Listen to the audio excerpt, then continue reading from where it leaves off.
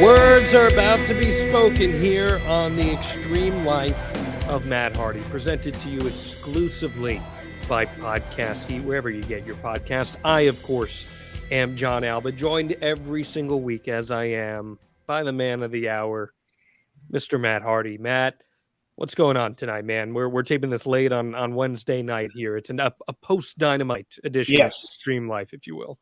Exactly what I was going to say, a post-Dynamite Extreme Life of Matt Hardy podcast we were taping here. I am here in St. Louis. I was backstage and watched the show. It was an amazing crowd in St. Louis, and I'm not going to lie, I was very envious and disappointed that I wasn't out in front of that St. Louis crowd participating in this ladder match, because I love ladder matches as it is, and obviously originally I was going to be in the match with my brother, and I would love to have been out there. I was very proud of the work that the Young Bucks and Jurassic Express both did in that match, though. And the shocking Christian heel turn after the match was a nice cherry on top. Heck of a match. Luchasaurus taking the Matt Hardy spot of doom to the tables on the outside, where the tables quite literally exploded underneath his weight. And we got new AEW tag team champions in the Young Bucks. The Bucks of Youth, Matt, they're at it again, man. That's just what they do. They are cementing their legacy as truly one of the best of their generation, if not the best. They are. Generation Me, if you will. Generation Me. I just saw that. I actually signed a program last weekend, and it had the Generation Me pictures and pages in there. It was, Jeremy Buck and Max Buck. That's their names, if I'm not mistaken. Is that what it was? Yeah. Mm-hmm. Jeremy Buck and Max Buck. Yep. And I just thought it looks so weird seeing Jeremy, and seeing Max is the Young Bucks name. So funny. And then, yeah, like you said, Christian turning heel, and it looks like we're going to get some business between Christian and Jungle Boy here. Feels like Christian's the perfect guy to be in there with Jungle Boy at this stage in the career for Jack Perry. And I'll be straightforward and honest. I think Christian is at his best when he is on that side of the fence. When he is a heel, when he is a baddie, I think that's when he does his best work. I would agree with that entirely. I love watching Christian heel work, and man, I've been saying this for months, if not even more than that. One of my biggest criticisms of AEW booking has been, I feel like Jungle Boy has had momentum so many times, and it hasn't really been super capitalized on in a singles role. Mm-hmm. And now it feels like that time is going to come again, where it's really time to do something with Jungle Boy, because I look at him, Matt, and that's a guy that, despite his size and the character, whatever it may be, I see him being a future world champion. I think he's that talented, mm-hmm. and people connect with him in a very special way. Yeah, people do. They like him. They relate to him. They connect to him, and he's very talented. He has a tremendous attitude. I can say that for a young guy. He has a great attitude. He's very open to learning and very open to trying new things, very respectful. I mean, he has a huge upside, and I think his potential is limitless.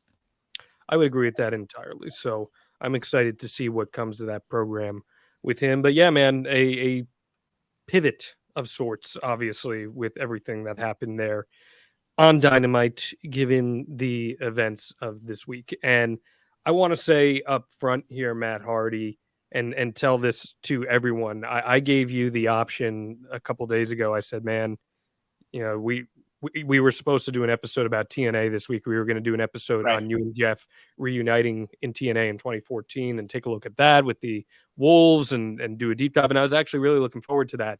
But I gave you an option. I said, man, if you just want to do a greatest hits episode, we can do that this week. Take your time, all that. But you insisted that you wanted to take this week's episode to talk about life And Yeah. normally we have 6 to 10 pages of notes, but we got none this week. This is just going to be a conversation between you and I, and I'm appreciative of that. Yeah.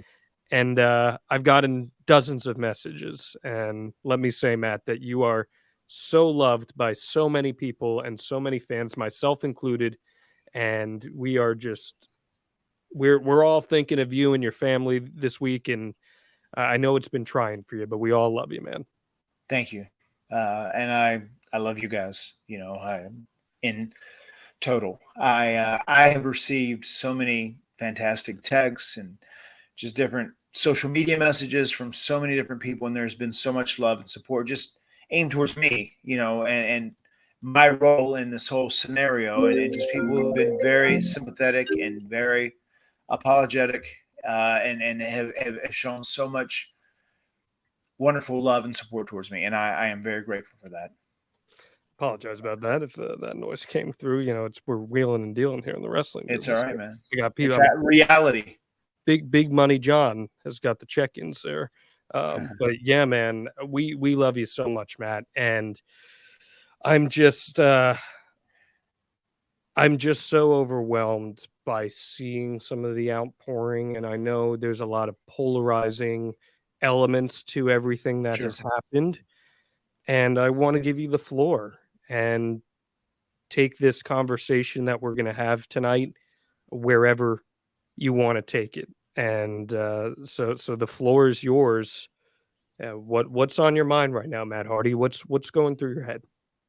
I mean, first thing I just want to say is whenever we talked about doing, the podcast today, and obviously I had terrible travel issues. My flight got canceled on Tuesday night. I ended up having to come early Wednesday morning.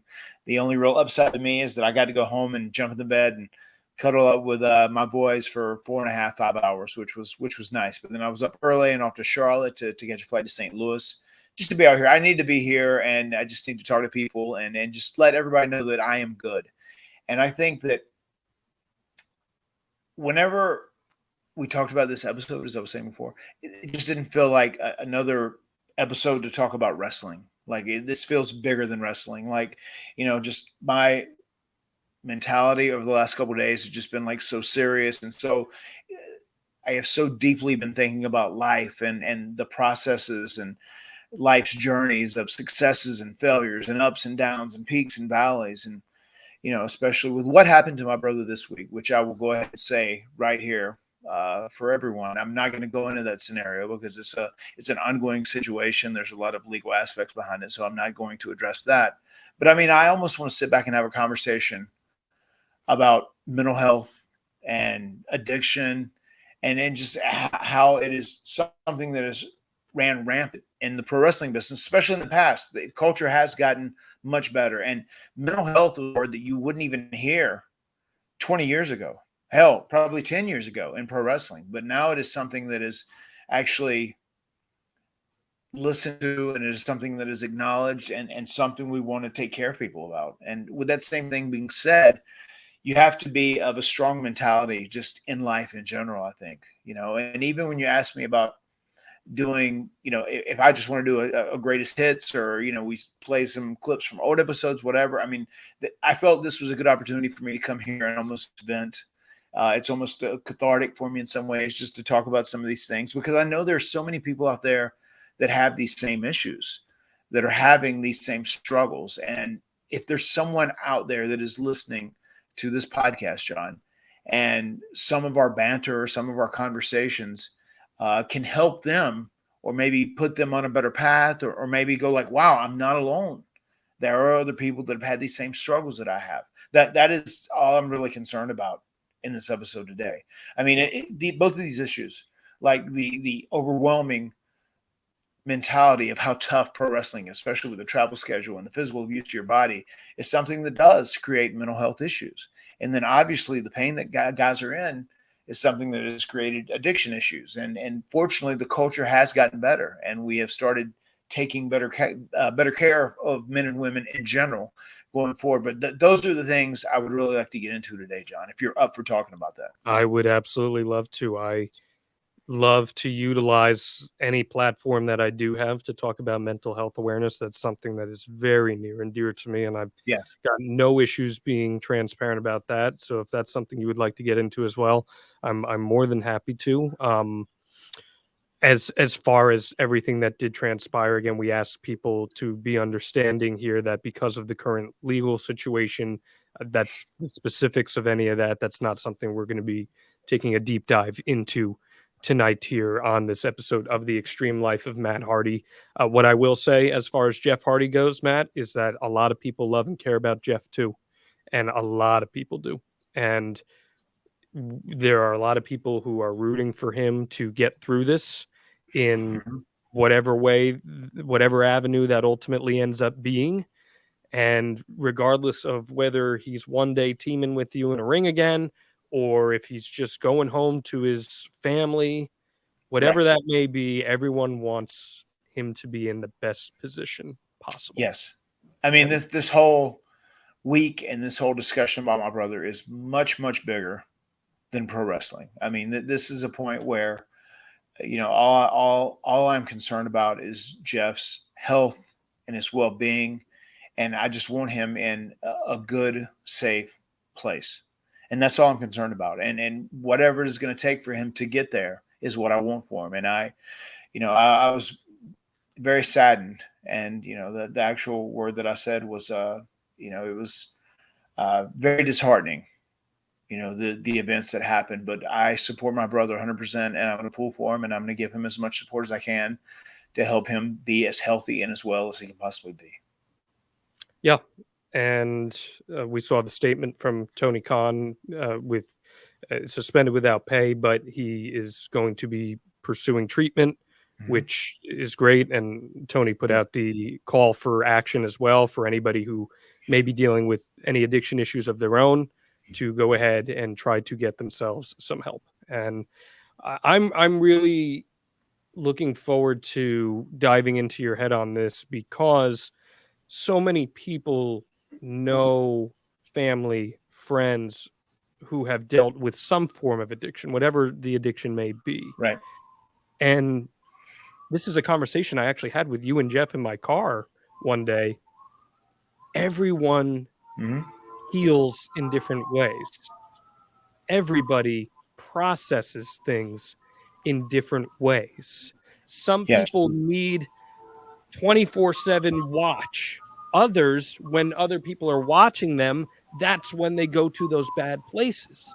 So there's no Right. one size fits all for every single person that deals with whatever struggles they may have.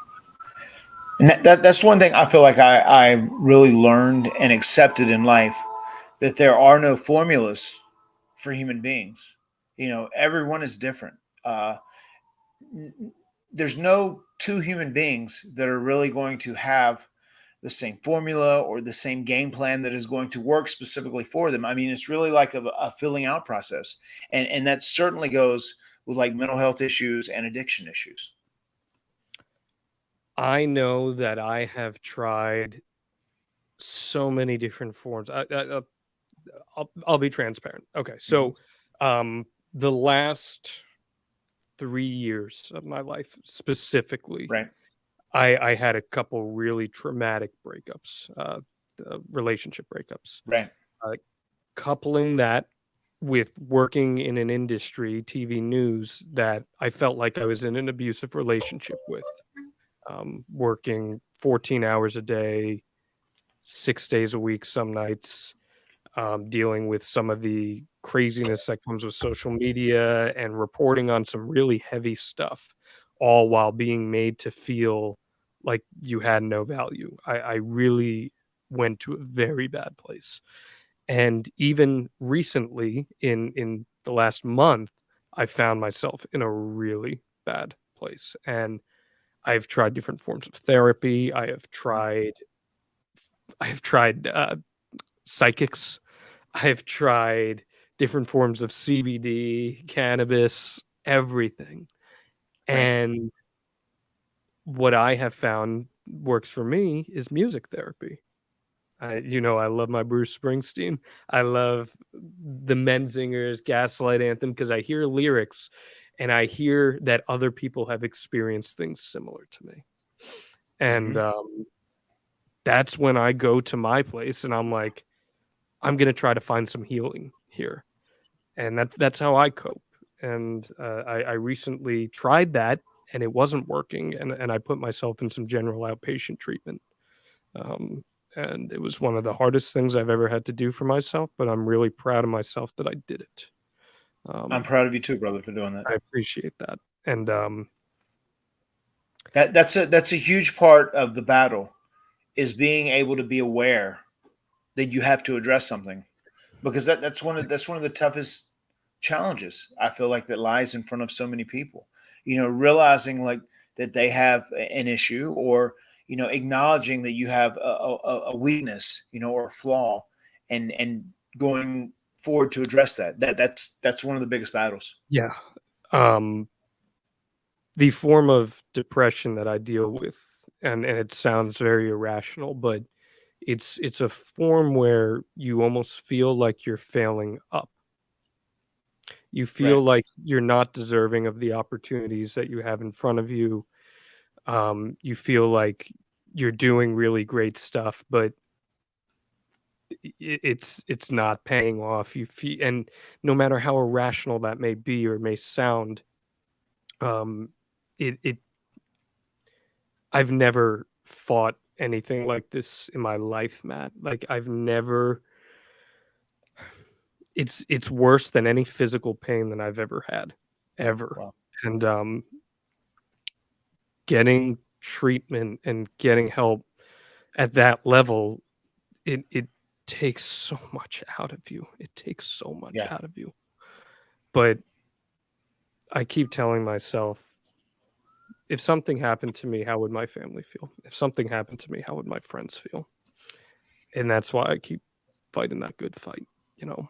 And all things considered, I live a very privileged life, man. And there are some people in your industry who have gone through way more hellacious things than I have, yourself included. And I'm so curious to hear different coping methods and how people go about dealing with that stuff. You yourself having gone through mental health struggles and addiction struggles, Hmm. um, was there ever a moment in your life where you felt that there's a chance you might not make it to the next day? Because I know I've gone through stuff like that. There has been times where I probably thought that, not in the moment, because that's when I was at my height of addiction, but like looking back in hindsight, it's just terrifying. Man, I just want to, a lot of people know our history, and I feel like some of Jeff's issues probably come from our mother dying when he was so young, and I know that was always an issue that he carried with him deeply. And it's still, I think with me, the biggest thing that drives me, I know 100% the biggest thing that drives me to stay healthy and not have an addiction issue at all, because I'm sure I have an addictive personality. I'm like addicted to wrestling. I love it. There's things that if I start watching a show and I constantly want to see it, like I want to finish it, I'll get addicted to it. Whatever. I mean, I feel like I do have an addictive Yeah. personality, but also the thing that keeps me running and stronger than anything else is just my family. It's like there's my children specifically. I mean, my wife as well. She would whip my ass, as everyone knows, and but like my kids, I mean, that's just whatever, any kind of chemical addiction that I might have or would have, like all that has been traded in for the addiction of my children. That is a real thing that I love, and I think about them. I think about them growing up, and I want to cry. Like I know it's so many special moments, and it's like there's a finite amount of time that I'm going to be able to spend with them. So I try and maximize, and I want to optimize each and every moment I have with them, especially when I'm traveling a lot and I'm away from them. I always send them videos, and fortunately we can FaceTime, and we can still stay in contact. But just that time with them is the most precious and valuable time that I have in my life. That is the most precious and valuable time that I spend, Yeah. each and every day that I'm with them. And it's just, I know that is my job to like raise these young human beings, 3 boys and a girl, and shape them and forge them into good, productive people that are going to contribute to society, that are going to make the world a better place.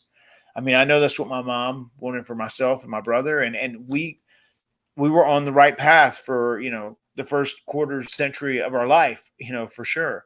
And then just like once we got into wrestling back in the day, there were times where stuff was kind of thrown on us, and we were still real good. We were real resilient about things as far as like, being out of control until we split. And that was the first time there were ever really any chemical dependency issues. That's when Jeff was away from me, and he was on the Raw show, and he was traveling with 2 guys who were pretty well known for, using recreational drugs at that time. And that is when Jeff first got bad, and he ended up being released in 2003 during that time. And that's when I was like at my best. I was eating my best and training the hardest, and working hard, and killing it. And for me at that time with him, I knew he was going through all these struggles. And that's right around that time that Undertaker ladder match happened, and he was getting everything. And then, like, I was just put on the back burner because, I wasn't Vince's guy in his eyes. And that was very frustrating, but it was also very motivating to me as well. And I am also like the ultimate optimist. And we'll just say it, and we'll throw it in right here. I do have a Matt fact. Matt will forever see the glass as half full. I can attest to that. I can attest to that for sure. That's something that anytime there's a situation that I feel like is bad or shitty, it's really easy to like get down on yourself and like, oh my God, woe is me, or what, and that's where I feel like you start having issues in your own mind, or you're like, oh my God, I feel so bad, I want to feel good, let me have a drink, or let me do this, or that's where you have to control the things. I always, whenever I get into a tough scenario like that, I always look at the situation. I go, what are the good things in this? Obviously there's bad, because that's just stands out, but what are the good things in the scenario? Let's start with that and build upon that and appreciate those things. And in the big scheme of things, I mean, I have lived such a blessed life. I've been so fortunate to be given opportunities to live out my dream. I've been able to make really good money doing it. I've been able to build a nice life for myself. So, I mean, things can't get too bad for me. If I sit in an airport and my flight gets canceled after being there 3 or 4 hours and I'm stuck in a hotel or whatever, it is what it is. I mean, that's life. 5 a.m. sushi, as we saw this past week. 5 a.m. sushi. Yeah. I mean, that stuff happens, but like, it's only a day, and I can get through that day, and then I'll get back to the best parts of my life. And that's a way I would try and suggest to people to try and approach stuff like that whenever you feel like you're overwhelmed. I'll tell you this, and I don't know if I've ever said this publicly. I may have said it publicly in an interview back in the day. I'll never forget whenever I had my ACL torn in 2004. And I had reconstructive surgery in my left knee. And then I had about 50% of my meniscus scoped out as well. And I'll never forget, I was there in the hospital. I did that. I did my rehab for a couple of days, and then went home, and they sent me home with like this huge bottle of like pain pills and a huge thing of muscle relaxers, I want to say. And I just went, oh my God, for these pills. Like, I threw them out right from the jump. I didn't want anything to do with it. You know what I mean? Like, and I was like, oh, I can handle this. This is a knee, and I'm going to do this and do rehab, whatever, which, for people who know my history, who are always going to think the worst of me, they go, oh my God, that sounds crazy. But I mean, that was always my mentality then, especially when I was still pretty relatively healthy then. I was just obviously like repairing and doing rehab on my left knee. But I'll never forget that. Like, what a great mentality that was. I was like, what is, I don't want these things. I fucking threw them away. I want to go back to something you brought up just before, and that was when you said when your mom passed, you felt like that was something that really affected Jeff, and I'm sure it affected yourself as well. Yes. Suppressed trauma is brutal. Right. And especially if you're a little older and you grew up in the 70s or the 80s or maybe even the early 90s, getting help for suppressed trauma was not something that was looked upon as a positive thing by society. Right. Seeking that Right. help was not something that was looked highly upon. And Hmm. I know so many people, direct family members, very direct family members, who deal with so much suppressed trauma from their childhood that they never got help for. And truthfully, I think in some circumstances, they're now at the point where they're beyond help. And it breaks my heart because nobody should ever be beyond help. So never feel like you are too late to get help on something, no matter how long ago it may have happened in your life, Right. whatever that may be. I mean, do you share that sentiment as well? 100%. It's never too late to address issues. Hmm. I mean, especially if you can figure out, like, if you can talk with someone and kind of put a finger on what these issues are, and address them, and they're lingering, it is never too late to address them. You need to. I mean, it will help you be healthier. It'll help you be better. And I feel like that's one of the things that I do actively now. Like, if I do have something going on, it's like, what do I need to do? This is a problem I've had. What do I need to do to address this and change this and correct it so it doesn't happen again, or so I can avoid it? And these things are real, But with that same thing being said, don't use any like substances or like stress situations as crutches. When you just can actually be resilient in the face of whatever the scenario is you're facing. If you have these lingering issues, like you said, John, it is never too late to address them, and you should. The sooner the better. Man, I was a few blocks from the World Trade Center on 9/11, and I was in third grade when that all happened. It was such a suppressed traumatic experience for me that I never addressed until literally this past September. I went to the 9/11 museum and the reflection pool and all that stuff for the first time ever. 20 years had passed, and it was the most emotional yet simultaneously relieving feeling that I've ever had. I've never been so overwhelmed by emotions in my life. So I just can't encourage that enough. It's a really hard thing to do, but if you feel like you ever need to address suppressed trauma, never, ever hesitate to do it. No one is too strong not to address suppressed trauma.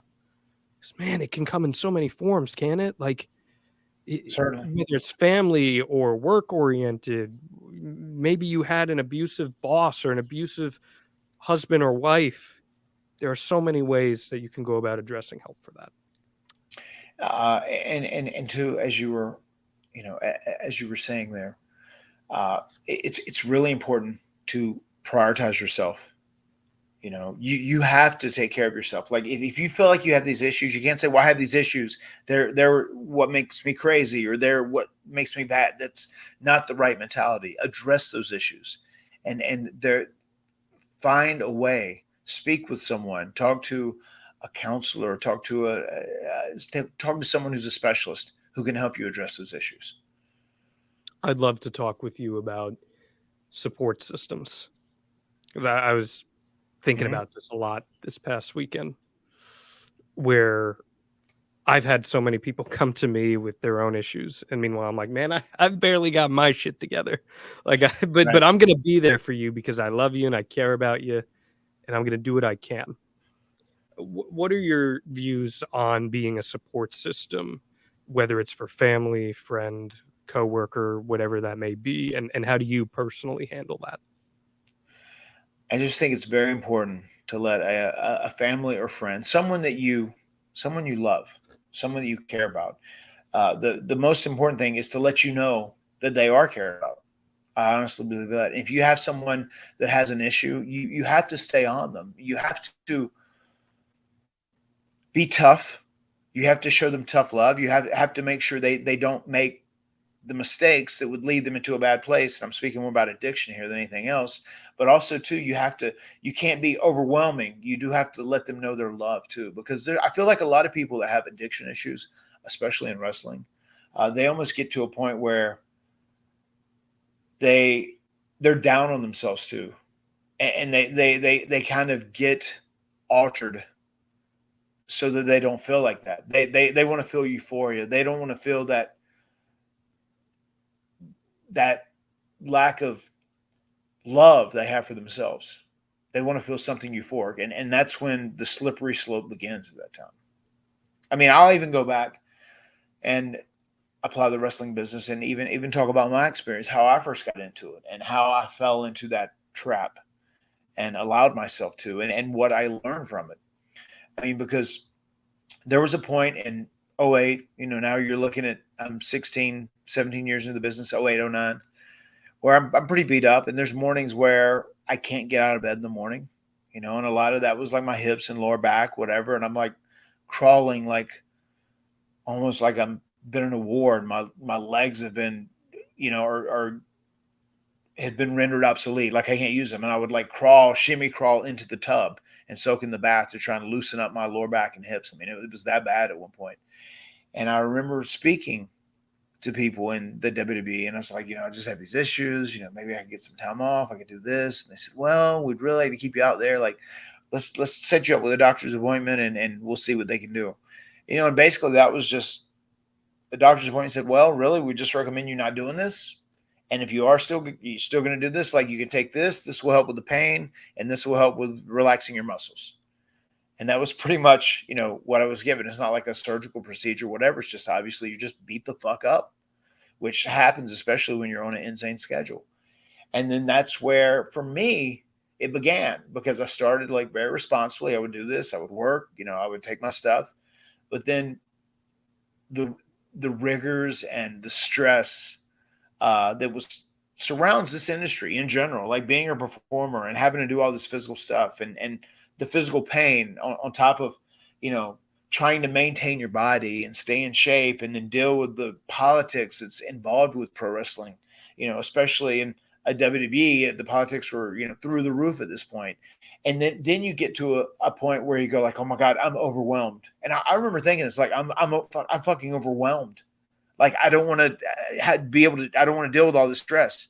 And on top of helping my physical pain, it would help my mental pain and emotional pain, because you get that euphoric state. But then that's where things become extremely dangerous. And that is the hole I fell into. And I will say this once again, that was not WWE's fault. That was not pro wrestling's fault. At the end of the day, that was my fault, because I didn't process that information the way I should have. And we're talking like '09, '10. How did you figure out what you needed from your support system? Well, I'll be honest. I'm very lucky that I have my wife, Rebecca Hardy. She is fucking brutal when it comes to like being on someone's ass, but it's just what I needed at the time, because I'm a pretty smart, pretty savvy at like, protecting my interest if I did have something like that at the time, and she would be on it. And there are other times where there were people I dealt with that would get so frustrated. And now we're talking about like the worst of the worst, 2010, 2011, where, they just go, okay, well, this guy's fucked up. I'm out of here. I'm done. With her, she was going to whip my ass and make sure that I would see the error of my ways. And that's one thing I will always love her for. We are very different. We still now, my relationship became so much better with her when I just accepted her for who she is. She is very different from me. We see things so differently. The way we would handle this Jeff situation, we see it very differently. But I explained to Jeff's wife, like, she is not coming from a bad place. That's just how she was raised. And that's just how she is. Like, we come from two different cultures. Fuck, we come from Cameron, North Carolina, on 96 acres of farmland. And Queens. She comes from Queens, New York. Yeah. It's a huge difference. The first time I drove into New York and was in a rental car on my own, having to drive myself in 1998, I was like, what the fuck is going on here? With the cabs and everything, when you're driving in the heyday of New York City, like, what? This is insanity. But that is the life she she was raised with. So she Yeah. has such a different mentality. And then once again, and I've said this before, like the reason we work together so good, we are very different, but we talk things through and we compromise and we listen to one another now. And just at the end of the day, now that we have this family and these children, we have the same goals. We want to be the best parents we can be. We want to raise our children right. We want them to be good human beings that are going to make the world a better place. But like as far as the support system goes, she is so good. She is like when people say like ride or die, she is the ultimate ride or die bitch. She's the ultimate ride or die bitch. I mean, she really is. Like if there is something that you believe in, she will stick with you 100%. I mean, there's times where I feel like with her, there could be someone that like I might not like, but no, I'm fine. If you want to talk to this person or whatever, I'm fine. Especially if you guys have, some sort of past friendship or whatever it may be. And she's like, no, fuck them. If they're not cool with you, they're not cool with me. And that's just how she believes. And I think that's part of just her upbringing as well. Like if someone isn't cool with you, even if they're cool with your, you know, mate, then the mate shouldn't be cool with them. That's kind of how she feels. And the one positive I can say about that is if I have some sort of issue that is nagging me or that I am dealing with, I mean, she has my back 100%. No ifs, ands, or buts about it. She's like, you and I, we're a team. We're in this shit together. I have your back 100%. And it's hard to find people like that. Yeah. And that's why I'm very grateful. There's a lot of people that criticize her because of how outspoken she is. She doesn't bite her tongue. And just sometimes I just, I'll say like there's something happening. I just, okay, well, just sit this one out. Just have your personal opinions. Let's have that in a private conversation with the person. But as far as publicly, we don't air these grievances or whatever it may be, and she has done much better than that in the last few years. But like we are very different. And that's one of those things. Like, I don't think people understand. They go like, oh my God, I can't believe Matt, is okay with his wife saying this or doing this or being outspoken. It's like, it's not stuff I would say, but she's my wife. And like, I'm going to allow her to her opinion. Well, and you bring up a good point here. At the end of the day, we're adults. Right. And adults are responsible for their own actions. That includes someone who is acting as a support system, and that includes someone who may be going through something tough on their own or addiction or whatever it may be. Yes. I can have a great support system who are there for me at all times, looking out for me, checking in on me. You're someone who's texting me, hey, how you doing? All that stuff. And that's awesome. But I was the one who had to check myself into outpatient treatment. Right. Nobody else was going to do that for me. Yes. I had to recognize I'm going through an issue and I need to do that myself. Matt Hardy, you could hold Jeff Hardy's hand and walk down everywhere. Walk down the yellow brick road. And that's great. But at some point, he's got to go to sleep in his own bed. You got to go to sleep in your own bed. You got to go to your own kids. He's got to go to his own family. Right. And we are adults that are responsible for our own actions. And you just, as your support system, have to find a way to respect that while also caring for them in the process. And that's a really hard thing to balance. Yeah. Yeah. But because I mean, after speaking to Jeff the last couple of days, he's just so remorseful, so embarrassed. He like hates himself. And I think that's a part of it too. And he has to know, obviously, what he did was atrocious and terrible decision making.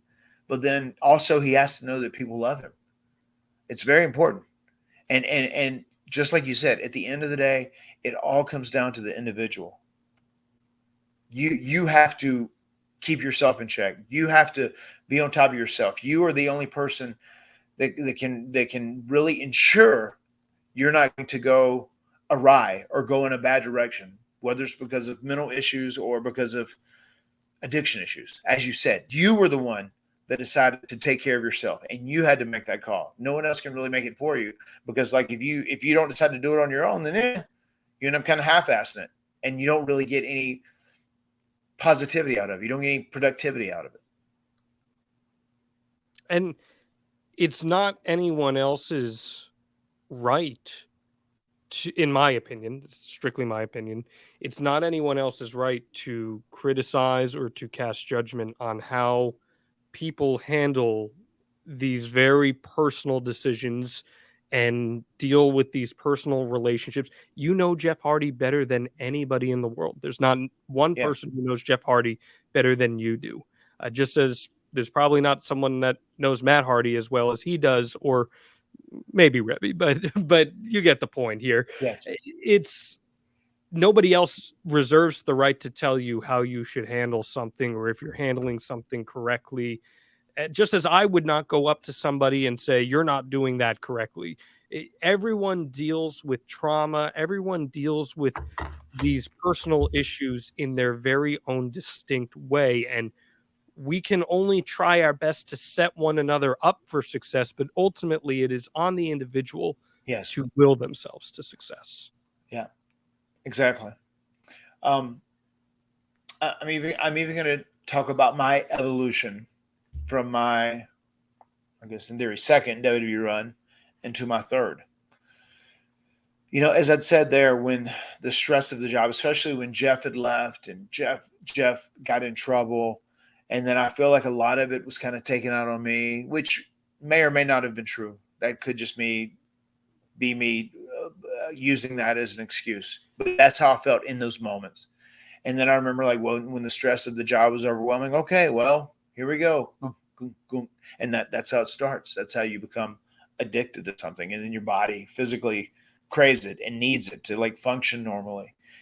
And then once I made the decision and got to the position that I had to get help and do treatment, whatever, I went there and I opened my mind. I said, I've got to do this experience anyway. Let me stop fucking up and let's take this in and let's learn as much as we can from it.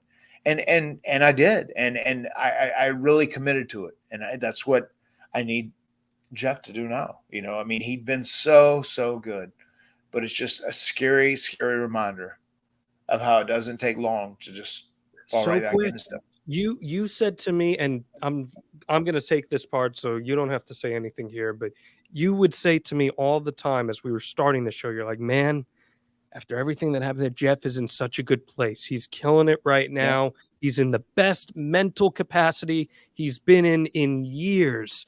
And super responsible. And then just like that. And listen, maybe there are addictive traits to the professional wrestling industry too that are beyond any individual's control. There are stigmas that come with being around the business, no matter how positive of an environment you can be in. Right. It's that rock and roll lifestyle, regardless of what you want to say. That's pro wrestling is show business, right? So yeah, that's a lot to handle for some people. It is. I just want to tell you this too. I actually texted the Young Bucks after their match tonight, and I said, because I was splitting out of there. I said, I loved it. You guys killed it. I said, I love the fact that you guys are both rock stars, except you don't have the bad rock star habits. And you know, that's very true. I mean, especially back in the day when we first started, as I described it as the Wild Wild West, you know, in that promo that I said to them, like it was just different. I mean, you were pushed into pretty bad places because the culture was very different then, you know. But later on down the road, as I said, once I started getting my shit together and I started getting my feet underneath me, and you know, I felt comfortable. I was in a routine. I understood, you know, what I need to do to take care of myself, to keep myself on the straight and narrow. Whenever I came back to WWE, I remember how guys were like stressed the fuck out, super worried about political stuff, whatever, this, that, the other thing. And I remember even like conversations we had, you said, you know, when we talked about Woken, Matt, right? Were you worried that they were going to do Woken Matt wrong or this or that, or were they going to, you know, WWE it or what? And I made the most of everything that I could. And I realized like, I can't change what's happening. All I can do is control who I am and make the most out of every opportunity I'm given. And that's what I came back. That's what I came back for. I mean, that whole time going through those 3 years, they were like there were times where they were stressed, but in the big scheme of things, they were pretty stressless because I didn't let it get to me. You know, I had a very good, clean separation of pro wrestling, and then family life, being dad Al Hardy, and that's what's most important. And just I know as soon as I leave there, it's like I don't have to be obsessed with wrestling and like my if is my character over, is he winning or is he losing, or what is my legacy. I'm not being treated properly, I'm not being utilized properly. What I mean, those are just things you can address, those things, but you can't like carry that home with you. You can't let that stuff overwhelm you. So something I tell people all the time, and I honestly believe this: if I ever get into a moment, if something happens, like for instance, when I first learned about Jeff's situation, like my heart sunk, hugely overwhelming, and just like you just have to stop and breathe. And if you need to, and this goes to everybody out there, whenever you feel like you're overwhelmed, stop yourself from being overwhelmed. Take it 1 minute at a time. Stop, breathe. Take it one day at a time. Take it 1 hour at a time. Take it 1 minute at a time. Take it 1 second at a time if you have to, and just realize that like you will get past this, and don't let that take over your mind. Don't let that control your thoughts and put you in a bad place, put you down a bad path, because it can when people get overwhelmed. That's where a lot of people end up making real poor decisions, when they become overwhelmed. Anytime you have that feeling where you're sick to your stomach and you're overwhelmed, you have to get through that moment and take it one moment at a time, regardless of how small. You have to make that period of time. And one thing I want to tack on to that, if that overwhelmingness does get to you, you are not weak for letting it consume you. It's how you handle it after that. In the past calendar year, I have had 2 panic attacks, one of which sent me to the ER. Right. And it's not something you want to feel. You don't want to feel like your heart is beating 3 times the pace that it should be. You don't want to be sweating profusely. You don't want your body to be tingling. I'll never forget the sensation I had from my first panic attack. It was the scariest feeling I've ever had in my entire life. But I had to remind myself that I was not weak for feeling these things. Right. It was about, okay, how do I address it to try to make sure that it doesn't happen again? What can I do to set myself up for success? And that's just the approach you have to have, no matter how difficult it is. And I hear everything you're saying on that front, Matt, entirely. My heart dropped when I got the news. And it dropped for you, too, because I was just like, man, I know my friend is loving life right now. And he is having a blast doing what he's doing. You're knocking on the door of a tag title run. This is the Hardy Boy run. You're making the town. It's great. And then like that, it all comes to a screeching halt. But then your optimism after it is so inspiring, Matt, because truthfully, I'm breaking down the fourth wall here. When you and I talked on the phone a couple days after it happened, you're just like, what am I going to do? Now I just got to make the most of it. And I commend you so much for having that attitude. Yeah. I mean, that's, you can't sit back and sulk over something that is done and something you have no control of.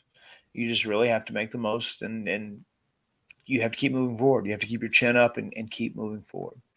I'm even curious, John, just when you were saying that, do you have an idea like what brings on your panic attacks at all? Well, one of them was a very specific incident. One of them, something happened and it triggered it. My most recent one, it was maybe 3-4 weeks ago, I think, something like that. Yes, 3 weeks ago when I checked myself in. I woke up at 4 a.m, Matt, and my heart was, and my hairs were raised all along my body. I was having a hard time breathing, and scary, man. It's horrifying. And I'm so grateful, by the way. I have to give him a shout. Dax Harwood of FTR, someone who has been so open and transparent talking about anxiety and that stuff. If anyone deals with anxiety, he is such a great resource. He's tremendous talking about that stuff. Send him a tweet. I guarantee you he'll get back to you. He's fantastic. And he and I actually had a conversation about it too. And he was so helpful. But it was a combination of things that brought it on, some stuff that you and I have discussed privately off air, and a combination of I sometimes with my form of depression, I get what are called flashback moments where I'm more or less transported to another vessel, and I relive something that was really traumatic for me, and Mhm. it's horrible. It's horrible, but I'm so grateful to have such a great support system. And I wouldn't be able to make it through these things without a support system. And I know I've got the most loving mother on the face of the planet who would do anything for me. And I'm so thankful for that. And I've got great friends.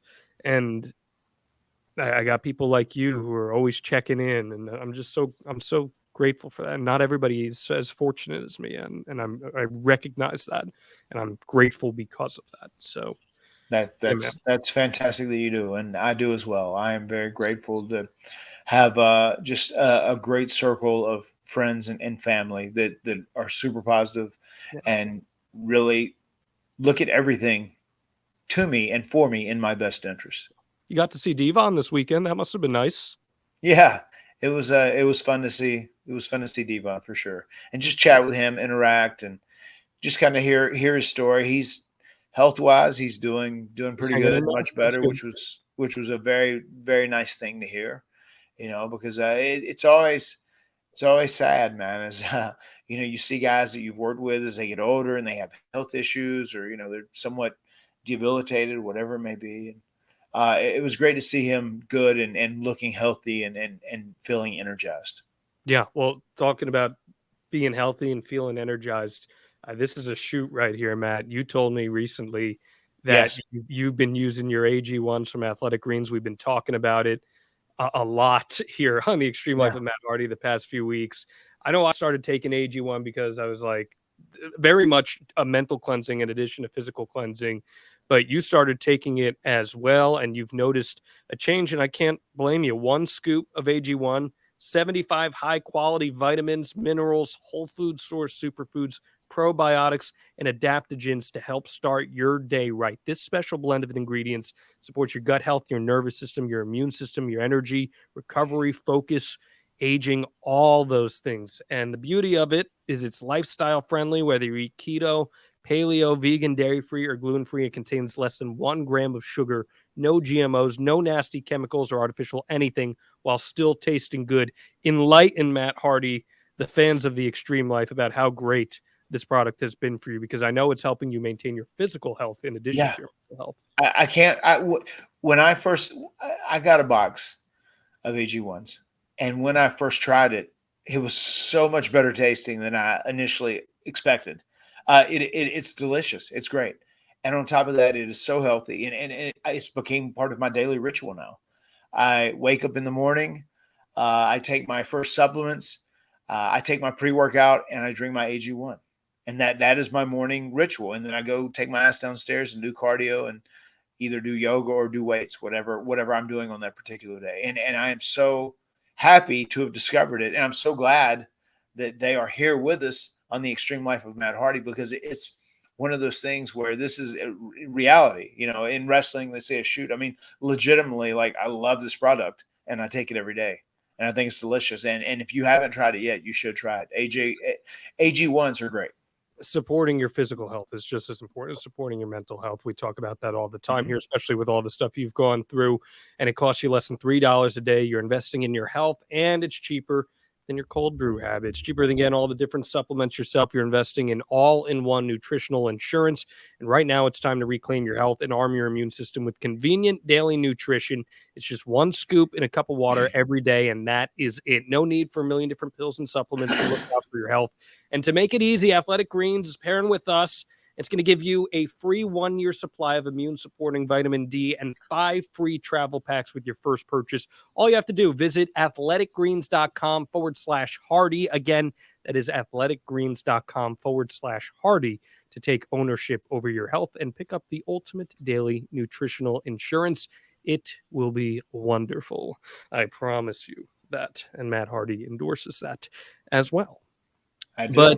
But I do want to circle back here, Matt, not to get the shameless plugs out of the way, but I do want to circle back just to this overall discussion about addiction in pro wrestling and in Right. life. I do feel like the industry is in a much healthier place than it's been in the past as far as that stuff is concerned. A lot of that Wild West bad habits, all that stuff has kind of mostly made its way out of the industry. It feels like Yes. locker rooms are more supportive, peers are more supportive of each other. What is your overall assessment of the industry on that facet right now? What you just said is very accurate. And I'm very proud that the culture has changed so drastically over the last 25 years. Um, because as you were saying before, if you were having mental health issues, if there's something that is like messing with you and some sort of stress or anxiety or panic attack you're having, I almost feel like back in the Wild Wild West days, they would just have looked at you as weak, as opposed to like actually comprehending and having sympathy with you and understanding it's like a legitimate issue that people legitimately have. And now with AEW, it is just such like a forward thinking company as it is in general anyway. Those things are definitely addressed. They're looked for if you need help or if you need to speak with someone, if you need any of this mental health, uh, any issue in mental health addressed, they have people there to talk to, and it's something that is on the radar, which is great. And then once again, the younger kids, the culture of pills and drugs and booze just is nowhere near where it was before. I'm not going to say it's non-existent because it'll probably never be non-existent, but like in AEW, the young kids that are there, they're just that doesn't even exist to them. That's not even cool to them, and that's a really refreshing thing to see out of the change of culture. Yeah. And there's also another element that I want to add to all of this. And you kind of triggered it as you were just saying that. When I had that panic attack, I had to pull out of an indie booking and I missed a very important show for a storyline that we were laying down, and I was gutted. I felt so horrible because feeling like you're letting people down when you're in a performance field, and I felt this way in TV news too. If you aren't there, even if you know it's irrational to feel this way, you almost always feel bad for letting people down, for not being able to perform, for not being able to go on air, for whatever it may be. But I had tremendous support because the culture has changed in Yeah, the industry. it has. And the promoter, who I know very well, but the promoter, Randy Carver, was like, it's just wrestling. I'll never forget that. He said that. He goes, it's just wrestling. Right. You being right is more important. And I'm sure that a guy like Jeff, who loves his fans, so Jeff, you talk about all the time, Jeff has that so authentic and surreal connection with his fans. I'm sure Yeah. Jeff feels horrible letting down fans after something like that. And I know you have felt bad in the past about instances like that. What kind of pressure do you guys carry when you have instances where there are setbacks? I mean, that's, I go out of my way now to try and avoid, those setbacks. I just don't, I try and be as smart as I can. I think every decision through. I put myself in situations to succeed and situations to be the best version of me that I can possibly be. In the past, if there, when there was times like that, when something happened and I didn't do it because I had made poor decisions. I mean, obviously, yeah, you feel awful and usually pretty regretful and remorseful. And I'm not just sure. I mean, I know Jeff felt that way about everything, especially tonight, just being that ladder match. I felt bad. I was backstage and I just felt like, man, I should be out there, doing this too. That was like, we were part of the advertised gig, but when it's all said and done, this is bigger than pro wrestling. It's just pro wrestling. It's big time pro wrestling. It's a big TV show and everything else, but it's just pro wrestling. I just need my brother to be healthy, and I need him to be well and be the best he can possibly be. And that's what takes priority over everything else. 100%. I'm with you on that entirely. And I feel like a lot of times most fans are very understanding. I want to say that the vocal minority often get looked at. Most fans are very understanding, but I think there are a lot of fans that lack perspective sometimes and fail to recognize that an athlete or a pro wrestler, whatever they may be, are real human beings too. Yeah.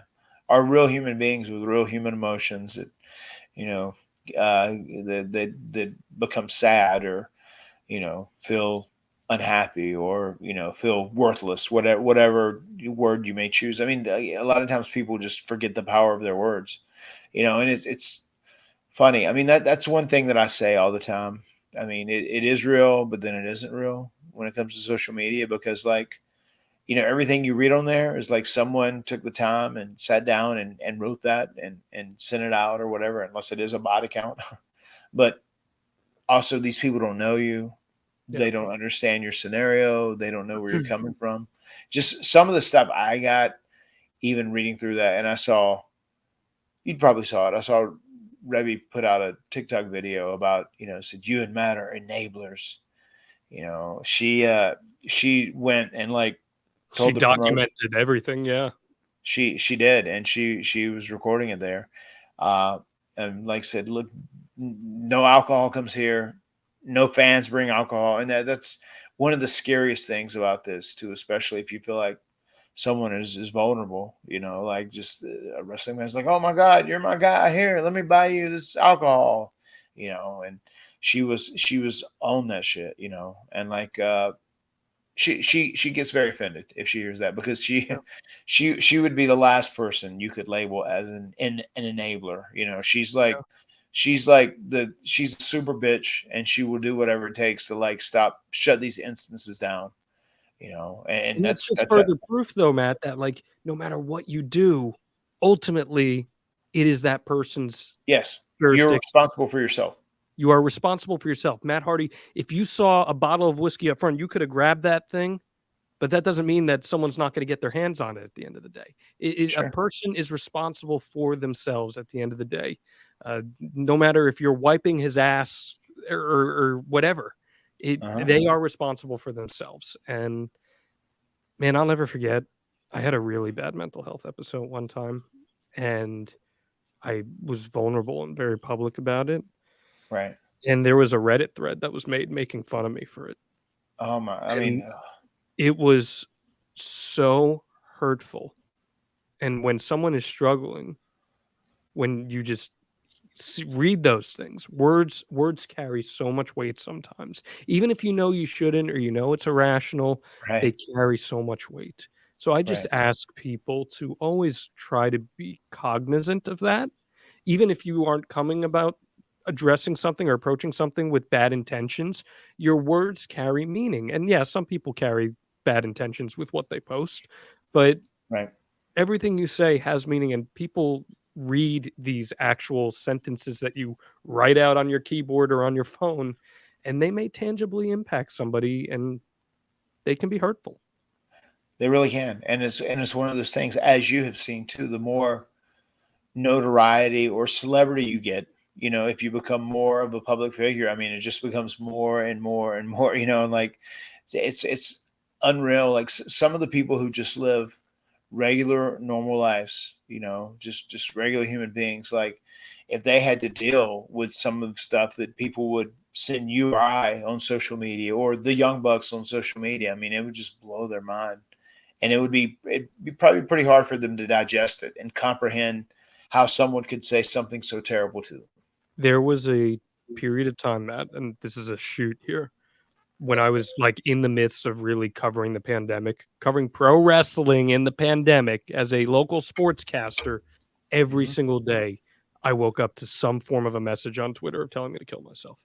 Every single day for about a 2 or 3 month stretch over pro wrestling, which Wow. is and that's arbitrary compared to what someone like your stature gets. Yeah. So I can't fathom that, man. I can't fathom what would drive someone to have so much hate towards someone that they've never even met.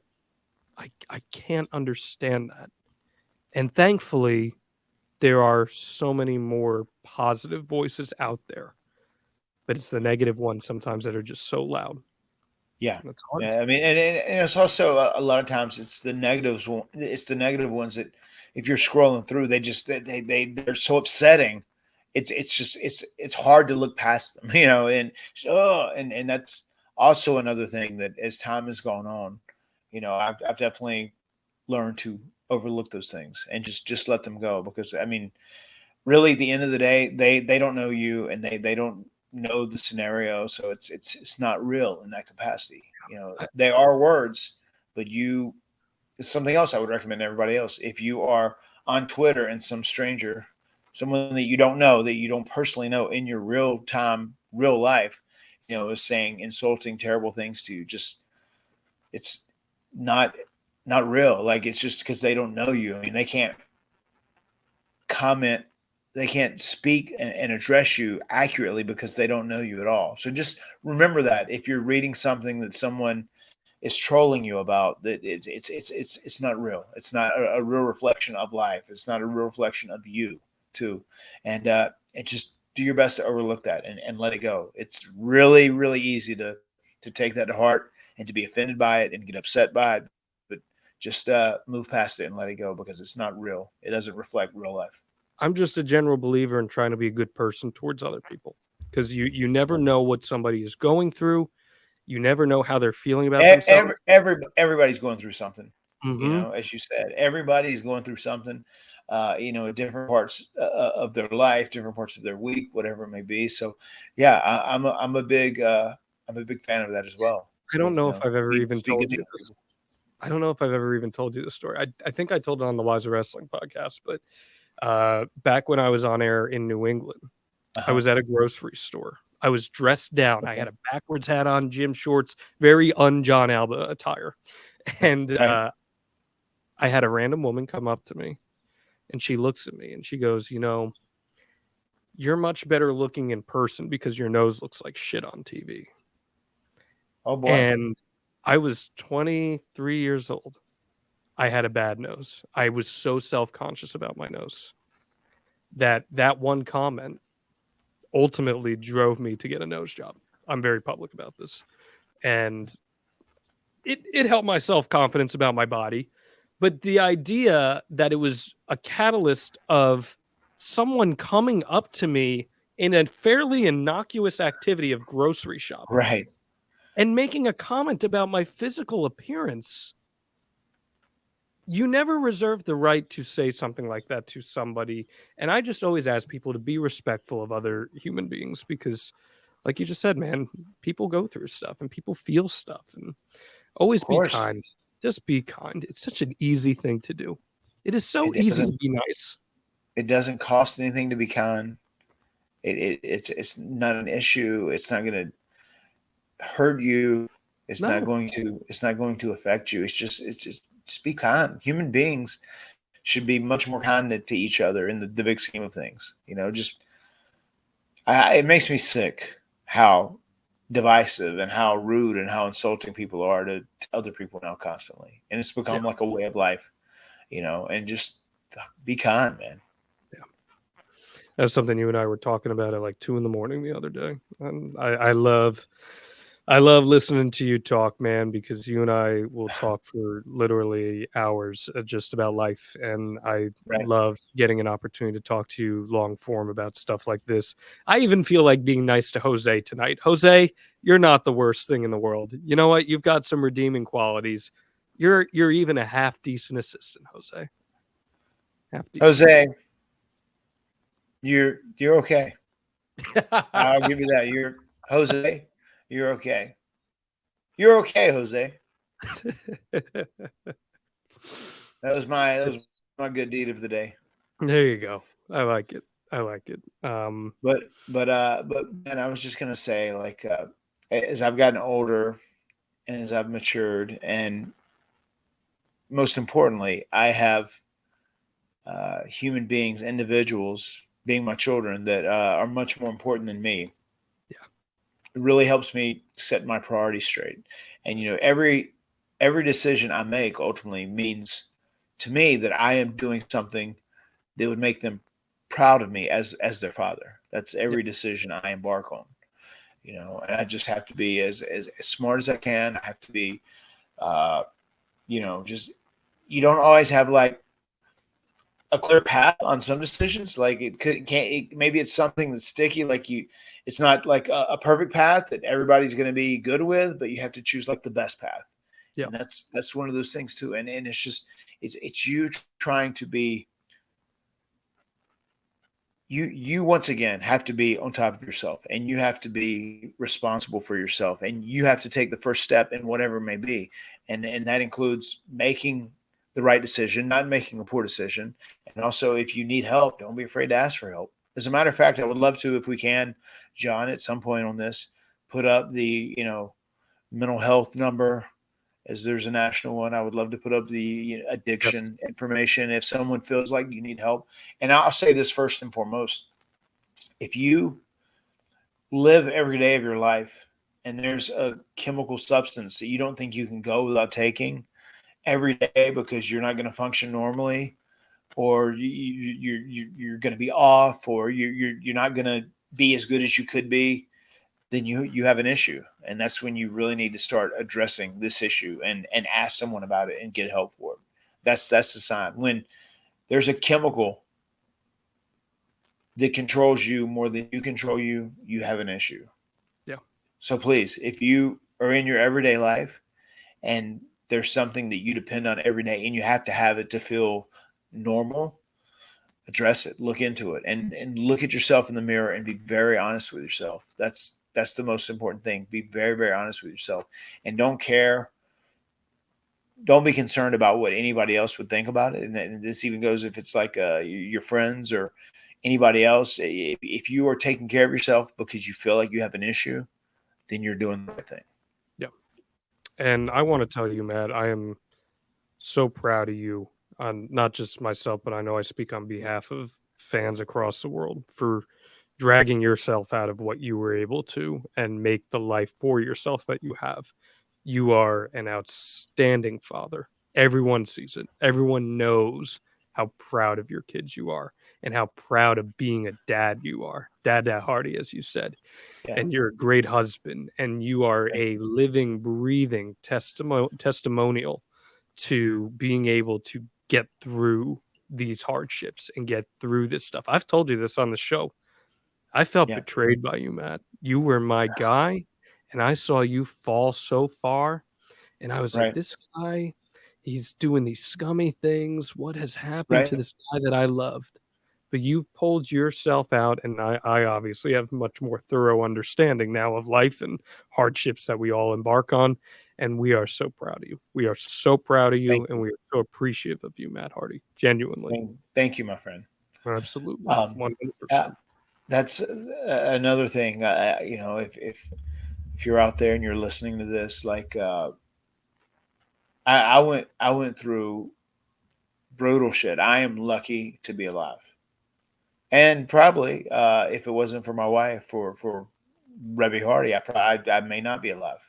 So she was definitely a legitimate lifesaver in a lot of my scenario, because if fate hadn't have brought us together at that time, and I hadn't have had her truculent personality on my ass, I don't know what my fate would have ultimately been.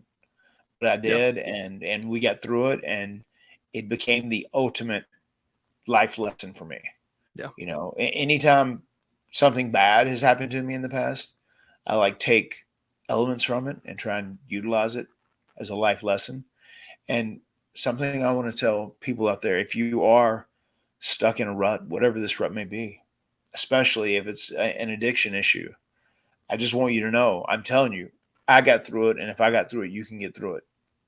And if you start doing the work to get through this, if you seek out help, if this if this means going to treatment, you will get through it. And you have to remember that too. You will get through it, and it will get better.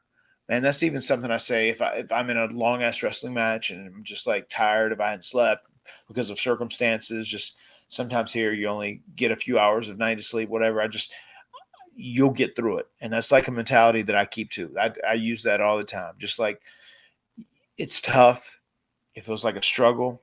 And I can relate this to many different instances. But the most important one that I'm going to address right now is like, if you are dealing with an addiction issue, you can get through it, and it will get better. You can get better. And it's never too late to change. It's never too late to seek help. You can get through it. stay optimistic, stay positive, and keep that glass of water half full, because it is half full. You're alive and you're breathing. You can get through it, and it will get better. Awesome piece of advice there, Matt Hardy. So now I want to wrap with this. What's next for Matt Hardy? What's the plan for you going forward here? How are you going to tackle things? I know you've got some bookings coming up that you plan on fulfilling. Yeah. What's the plan of action here? What to begin with, tomorrow night, I'll be flying tonight as this drops on Friday. I'll be going to Triple Mania in Tijuana for AAA. Pretty excited about that. We're going to have a mystery partner. We'll probably announce the mystery partner in our reality, but I'll be teaming with someone else. And once again, as I said, this is pro wrestling. Jeff right now is focused on life, which is much bigger than pro wrestling. So I will be there. I will be honoring my meet and greet session, and I'm going to do everything in my ability to make everyone as happy as possible and give them the best fan experience that they can possibly have. And I'm very excited about wrestling on a Triple Mania. It's something I've never done before, so it's kind of groundbreaking for me, which I think is pretty cool. And then as far as what I'm going to do on my own, I don't know if you can tell yet, John, but I didn't. I was going to bring it up. I was going to bring it up. You know, I was going to bring that up. I have I had shaved last on Monday morning, actually. So I'm got a couple days of, a little stuff. I'm gonna probably let the beard grow back in, and we'll see where that takes me. As far as what I'm doing going forward, I'm sure I will be doing something in some capacity on AW. So I'm going to change it up a little bit, tweak things a little bit, and we'll try and make some magic happen. If there's one thing we've learned on this podcast, it is that pretty much every great idea that Matt Hardy comes up with is as a result of an unfortunate circumstance. And you manage to turn chicken shit into chicken salad pretty much every single time. So if you thought Chris Jericho was the wizard. If there is anybody that I have faith in being able to come up with something here, it's good that it's Matt Hardy. I know that it's Matt Hardy. And that makes things exciting for me because I feel like I've got a pretty good peek into the mind of Matt Hardy, but I'm excited to see what you come up with because, man, whether it's broken or woken or just another version, it's going to be extreme. Yeah, I mean, I look at it as a challenge as an artist too. Like, there's really no timetable on what's happening. So I very much look forward. I had a great conversation with Tony Khan today.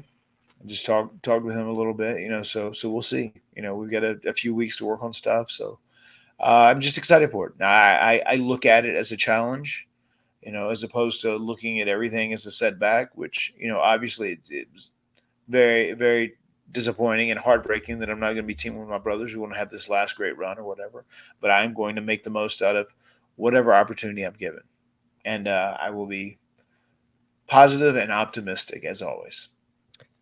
I want to leave us here on this fantastic quote that I have plastered above my workspace that I would have with me all the time, Matt Hardy, and I tweet about it all the time. I say it to myself all the time. It's from Brad Stevens, the former head coach of the Boston Celtics. I believe he's the president now. I covered his 2018 team, and they lost in Game 7. They were a young team. They lost in Game 7 of the Eastern Conference Finals. They were knocking on the door of the NBA Finals, and it looked like they were so close. It was this big emotional moment. And Brad said, or he was asked about what he told the team after they lost. And he said, the pain is part of the path. And I subscribe to that every single day of my life. That through every painful experience we encounter, it is just part of our path. And how we overcome that pain will help pave our path. So I know that's going to be the case for you. I know that's going to be the case, especially for your brother. And I like that quote. Brother, I live by it. Yeah. And I very much believe that brighter days are ahead as long as everyone's ready to put the work in. So, anything else you'd like to add here today? No, but I really enjoyed this. Me too. Just talking with you candidly and openly and being very honest and transparent. And I hope all of you out there that listen to this, which we greatly appreciate. I know a lot of people are committed to listening to Jon and I chat every single week. And I hope there's something in here that resonates with you. And there's something in this conversation that we had that will help spark a light bulb over your head and maybe help you in some capacity.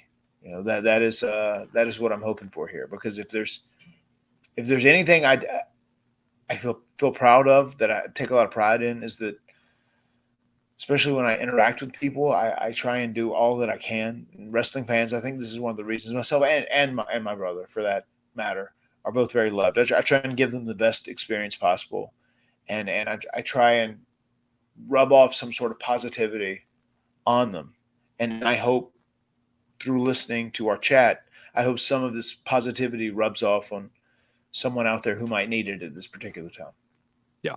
And I want to ask you guys, if you really picked up anything from this chat, please spread the good word, because we would love more people to hear this chat, and we'd love more people to find this. And we actually have a new URL that you can pick up your edition of the Extreme Life of Matt Hardy, and that is extremehardy.com. So you go to extremehardy.com and you'll find every single format of the Extreme Life of Matt Hardy, the video version, the audio version, everything. So extremehardy.com is where you want to find that. You leave that 5-star review, you'll be entered to win. 5 cinco 5. You'll be entered to win a t-shirt. Down the line, we'll be doing a t-shirt giveaway. And we didn't even get a chance to talk about this, but we got to give some flowers to EC3. He came on last week, and that was an episode that you and I actually taped months ago, and Right. it fit in perfectly. But I was glad that we got EC3 on. I know you really enjoyed the conversation with him, and he did too. Yeah, he did. He really liked it a lot. He buzzed me on that. So thank you to EC3. I also want to add this to you, Jon. Last Saturday, when I was at a con in Jacksonville, Florida, right, doing a signing, there was a guy said, "Man, I love your podcast. I love it when you go 5 cinco 5 cinco 5. I love that, man. That's one of my favorite parts," which popped me so huge. Maybe we need to get a t-shirt going, which you can get your Extreme Life of Matt Hardy t-shirts, and let it all play out at the boxofgimmicks.com. Matt Fact, Matt Fiction, let it play out. Spoken Matt Hardy, and it's appropriate because the words have been spoken. Matt Hardy, you are the man. I love you. I appreciate you, as do millions of fans around the world. And I'm excited to get back to talking shop next week, when we talk, I believe, about King of the Ring 2000, which we are on the 22-year anniversary of. So that is pretty crazy. Very good. Outstanding. Outstanding. The words have been spoken. We'll see you next time here on the Extreme Life of Matt Hardy. Thank you, everyone. Deletion!